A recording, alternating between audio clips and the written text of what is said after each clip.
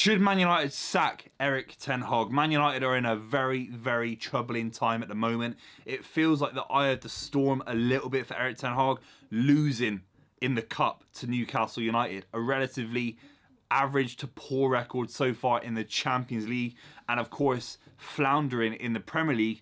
It feels like it can only go one way for a lot of people with Erik Ten Hag, but there's a lot of Man United fans out there saying that actually, who could actually come in and do a better job with the issues with the Glazers, issues with the squad that's been going on now for about 10 years in terms of structural issues above any manager, whether it's Mourinho, whether it's Ole Gunnar Solskjaer, Ralf Rangnick. All these managers have got issues, and Erik Ten Hag is the latest of them. In this video, we'll break down the pros and the cons for being Erik Ten Hag in.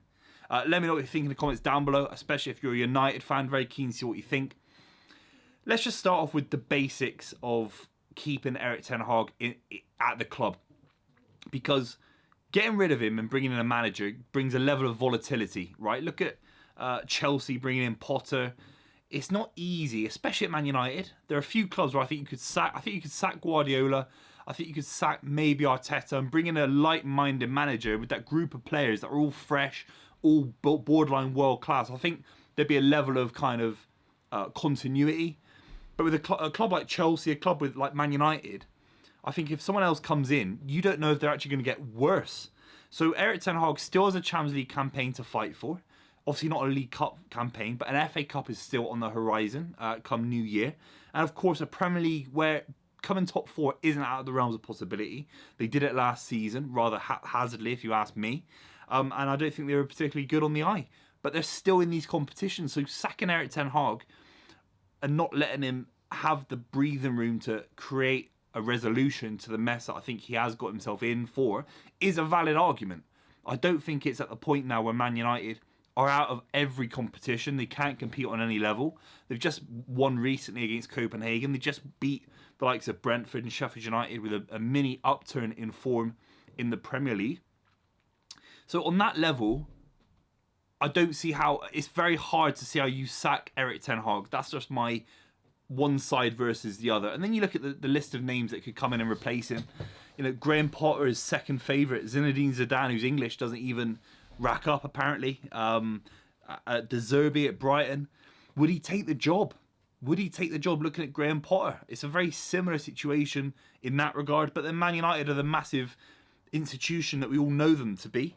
Julian Nagelsmann, not sure why he's on the bookies. You know, Michael Carrick at Middlesbrough. Is that enough experience to get more than what Ten Hag's got out of this Man United side?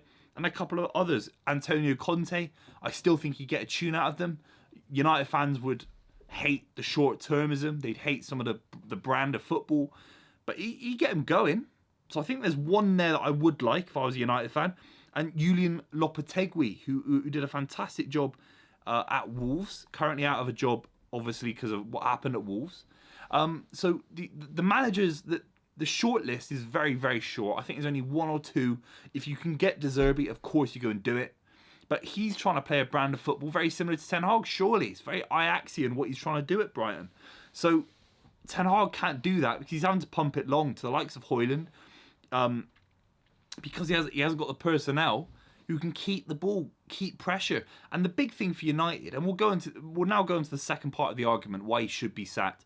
A big reason why Man United cannot keep the ball and play this beautiful brand of football is because it doesn't come easy.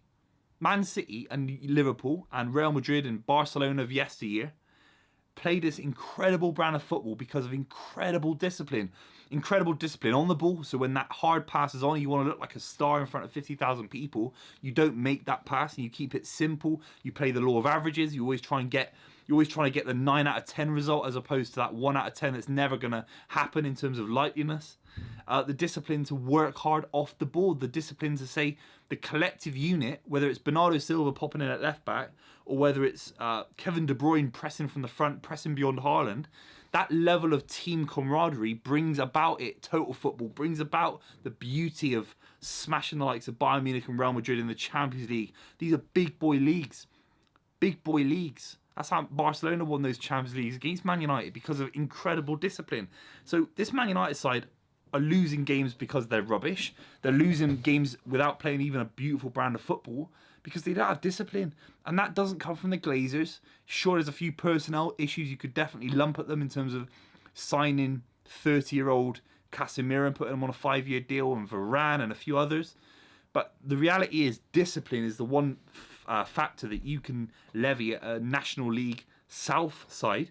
And if they have it 5, 10, 15% more than the other side, they're going to be pumped up the league. That's just how football works. Doesn't mean you're going to win the Champions League doing that. You still need quality, and there are systemic issues at Man United where Ten Hag might not be to fault, might not be to blame why they didn't sign Haaland and they got Haaland instead. They didn't sign, the likes of maybe Harry Kane a couple of summers ago. That isn't Ten Hag's fault, of course. But what we're seeing on the football pitch, let's go to that 3-0 Newcastle loss. How can a Newcastle side we've got Anthony Gordon kind of playing down the middle, Richie, who's barely played a minute of football for Newcastle this season. You got Matty Target in there, can barely kick a ball. You got Joe Willock's first start of the season, I think it is. Lewis Hall doesn't start in the Premier League. Dummett, Kraft don't start football matches. And they're not bad players, but this is second string. Livramento's barely kicked a ball as well. Great though, what a player. And then Dubravka hasn't started a game as well. So the Newcastle side that beat Man United weren't a side that went out and tried to pump United to win the League Cup, or they went their full expensive squad. They've got as many competitions as Man United to manage as well. They got a Champions League campaign, which is their debut season. They got a harder Champions League group than Man United. And they're treating everything with respect. They're treating everything with discipline. They're showing passion for the fans that United simply don't do. And how is that possible? Newcastle got absolutely nothing to whet their appetite with all due respect. They're not looking down the corridors and seeing Champions Leagues and Premier Leagues. They're not seeing Kevin De Bruyne walking down there. They have to build this legacy by themselves. And Man United have to do something very similar, and they're struggling to do that. That's the reality. The side that played against Newcastle United, devoid of character, devoid of crunching moments, big leadership, Garnacho, Anthony, shocking. What does he do? What does he do? And it all comes back to Erik Ten Hag. A massive expensive signing from Erik Ten Hag, a massive expensive signing from Onana. So many players that are still kicking about from previous generations as well. So it leads me to actually say, despite my little kind of preamble to be the devil's advocate of keeping him in for the sake of continuity, for the sake there's no one out there, I think you have to get rid of Erik Ten Hag. I think this guy has got a lack of discipline coming out of this Man United 11, a lack of quality. The 11 that's starting against Newcastle should be beating them at home, in my opinion, with the money in that squad. You've got £130 million worth of centre-backs and you're losing 3-0. Add the keeper, you're close to £180 million worth of quality. Now, Newcastle, despite their ownership, simply do not have that. So that comes from Ten Hag. No style of play, no discipline, getting piped in the League Cup at home in a competition you're trying to hold, a competition that is probably the only one you can probably target and try and win, especially with City out. So they're losing vital strategic games in the season. They're not playing a beautiful brand of football. They're conceding so many goals. I refuse to believe you can't coach Harry Maguire, Lindelof, Dalot and Reguilon to be better than they were against Newcastle. If I was Man United, this is my opinion, you sack him and go for Conte. Short term, end of the season. He'd love a big club. He'd love to prove some doubters wrong. A 1-year extension on top of that as well and see what happens. That is the only thing that gets United. I think keeping Ten Hag keeps them in the top 6 race. Keeps them getting out of the Champions League group, maybe. But winning anything, in terms of winning the FA Cup, in terms of winning big games in the Champions League, it's not Erik Ten Hag, in my opinion. Let me know what you think in the comments down below. I'll see you very, very soon.